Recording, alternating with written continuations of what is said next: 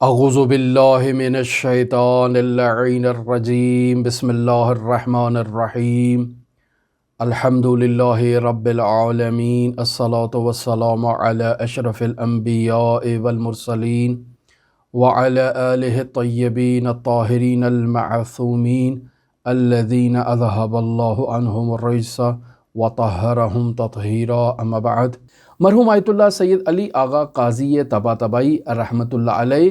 اس مطلب پر تاکید فرمایا کرتے تھے کہ جو سیر و سلوک کے ان مراحل سے عبور کرنا چاہتا ہے اسے جذبات الہیہ کی ضرورت ہے۔ یعنی اگر خود انسان پر چھوڑ دیا جائے تو یہ انسان ایک بھنور میں پھنس جائے گا اور خود کو گم کر دے گا، لہٰذا اسے اس بھنور سے نکالنے کے لیے توفیق الہی کا ہونا ضروری ہے، اور جب تک یہ توفیق الہی ایک سالک کے شامل حال نہ ہو، جس توفیق کو ہم نے جذبہ الہیہ سے تعبیر کیا،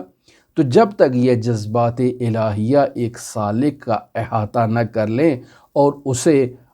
عوالم کی سیر کرواتے ہوئے اسے مقام فنا اور پھر فناء حقیقی اور پھر فناء تام تک اسے منتقل نہ کریں، یہ سالک کسی مقام تک نہیں پہنچ سکتا۔ لہٰذا فناء تام اور فناء حقیقی کے نزدیک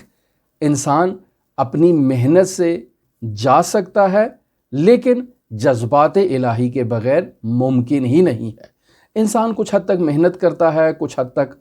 تغودو کرتا ہے، خود کو مضبوط کرتا ہے اور آمادہ کرتا ہے تاکہ جذبات الہیہ اس سالک کو اپنی آغوش میں لے لے۔ جب سالک اور عارف ان جذبات الہیہ کی لپیٹ میں آ جاتا ہے تو پھر جذبات الہیہ جو ہیں وہ مرحوم علی قاضی طباطبائی رحمۃ اللہ علیہ کے بقول اسے عوالم کی سیر کرواتے ہیں اور عالم فنا کی طرف اسے لے جاتے ہیں اور پھر فناء تام تک اسے منتقل کرتے ہیں، اور وہاں وہ اپنے رب کے جمال اور کمال علی الاطلاق کا مشاہدہ کرتا ہے اور اس کی طرف توجہ کرتا ہے۔ اب ایسے میں یہ سالک جب اس مقام کی طرف متوجہ ہوتا ہے تو اپنی ہستی کو بھی اور اپنے غیر کی ہستی کو بھی جلا کر خاکستر کر دیتا ہے، اور اپنے محبوب کے علاوہ کسی اور کو مشاہدہ نہیں کرتا ہے، یعنی کسی دوسرے کی طرف اس سالک کی نظر ہی نہیں پڑتی ہے، اور غیر کو جلا دینا یہ تو معقول کی بات نہیں ہے۔ انسان کا خود کو مٹا دینا، خود کو آگ لگا دینا یہ بھی معقول نہیں ہے۔ میں یہاں بارہا تاکید کرتا چلوں کہ یہ میرے الفاظ جو میں آپ کی خدمت میں نقل کر رہا ہوں کہ انسان کا خود کو جلا دینا یا دوسروں کو جلا دینا، اس سے ہرگز یہ مطلب نہیں ہے کہ آپ ایک ماچس کی تیلی پکڑیں اور اپنے پہ پیٹرول ڈال کے یا کوئی ایسی اشتعال انگیز کوئی چیز اپنے اوپر ڈال کر خود کو آگ لگا دیں۔ یہاں اس سے یہ مراد نہیں ہے، یہ مخصوص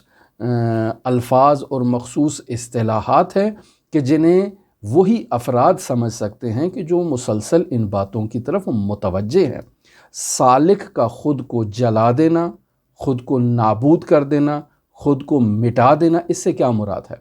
اس سے کسی توہم میں اور کسی باطل گمان میں مبتلا نہیں ہونا چاہیے۔ خود کو جلا دینے سے مراد یہ ہے کہ ایک سالک خود کو اس عالم کثرت سے جدا کر لے، یعنی سالک اس عالم مادہ، اس عالم کثرت کو حقیقت سمجھ رہا تھا، اس کا غیر بھی اسے حقیقت سمجھ رہا تھا۔ سالک اس استقلال کو اور اس حقیقت کو منقطع کر دیتا ہے اور اس بات تک پہنچ جاتا ہے کہ نہ تو میں مستقل ہوں اور نہ ہی میرا غیر کسی بھی چیز میں استقلال رکھتا ہے۔ جب وہ خود کو مستقل تصور نہ کرے،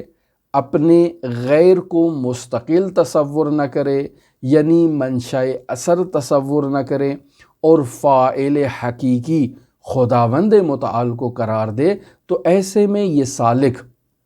اس عالم کثرت میں نہ خود کی حقیقت کا قائل ہوگا اور نہ اپنے غیر کی حقیقت کا قائل ہوگا۔ لہٰذا آج تک یہ سالک جو خود کی حقیقت کا قائل تھا، اور اس کا غیر بھی خود کی حقیقت کا قائل تھا اور یہ اس غیر کی حقیقت کا بھی قائل تھا، اس مرحلے میں آ کر خود کو بھی نابود کر دے گا، یعنی جلا کر خاکستر کر دے گا، اپنے غیر کو بھی نابود کر دے گا اور جلا کر خاکستر کر دے گا، یعنی اس نتیجے پر پہنچے گا کہ نہ میری کوئی حقیقت ہے نہ اس غیر کی کوئی حقیقت ہے سوائے خداوند متعال کے، یعنی صرف ایک ہی حقیقت ہے جو منشأ اثر ہے کہ جس کے لیے ہم اس کلمے کو استعمال کرتے ہیں کہ لا حول ولا قوت الا باللہ۔ یعنی آج تک میں جو طاقت اپنی سمجھ رہا تھا یہ میری طاقت نہیں تھی، در حقیقت اسی کی طاقت تھی کہ لمحہ بلمحہ میں یہ طاقت اس ذات سے اخذ کر رہا تھا اور اپنے ارادے کو منشأ ظہور دے رہا تھا۔ پس اگر ایک لمحہ اور ایک لحظہ بھر کے لیے بھی وہ طاقت مجھ سے منقطع ہو جائے تو پھر میں کسی بھی چیز کا ارادہ نہیں کر سکوں گا، کسی بھی چیز کو منشأ ظہور تک اور منشأ فعلیت تک نہیں پہنچا سکوں گا۔